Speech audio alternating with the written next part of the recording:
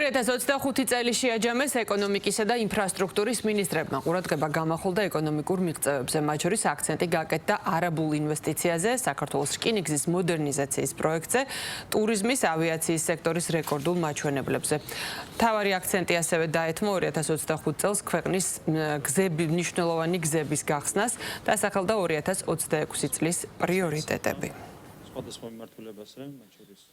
მიმდინარე წლის განსაკუთრებულ მიღწევა დავასახელებდი ისტორიული მოცულობის ინვესტიციის შემოსვლას ჩვენ ქვეყანაში 6.5 მილიარდი დოლარი უმსხვილესი დეველოპერული პროექტი, რომელიც განვითარდება დედაქალაქში, ისევე როგორც გონიოში, რომელიც შექმნის დამატებით 24,000 ახალ სამუშაო ადგილს, ისევე როგორც წელიწადში 700 მილიონზე მეტი იქნება ჩვენი ქვეყნის ბიუჯეტში შემოსავალი. მეორე მხრივ ჩვენ ისტორიული პროექტი დავასრულეთ მიმდინარე წლის ბოლოს, რომელიც გახლავთ საქართველოს რკინიგზის მოდერნიზაციის ისტორიული პროექტი. რეკორდულია შემოსავალი, რომელიც ჩვენმა ქვეყანამ სტუმართმასპინძლობის სფეროდან მიიღო შემოსავლის სახით 3 მილიარდ 700 მილიონი ამერიკული დოლარი უკვე მიიღებულია ჩვენი ქვეყნის ბიუჯეტში უშუალო სტუმართმასპინძლობიდან.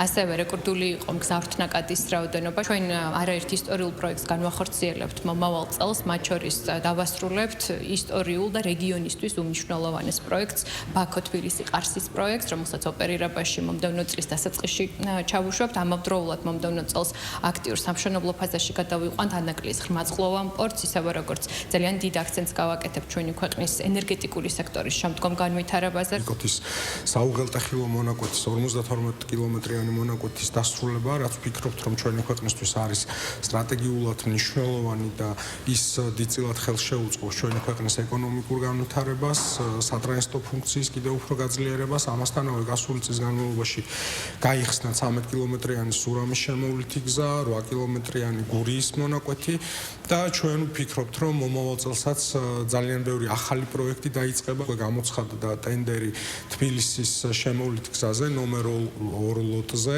რომელიც გულისხმობს წიწამურიდან ავჭალაში მიმავალ მონაკვეთს. ჩვენი ქვეყნისთვის სტრატეგიული მიმართულებით ეს არის სკოლები, ბაღები, სპორტული ინფრასტრუქტურა, დაიწყო პროექტირებები და ჩვენ მომავალ წელს უკვე ამ პროექტების საფუძველზე დავიწყებთ სამშენებლო სამუშაოებს, რაც კიდევ უფრო გააუმჯობესებს ჩვენი ქვეყნის ინფრასტრუქტურას.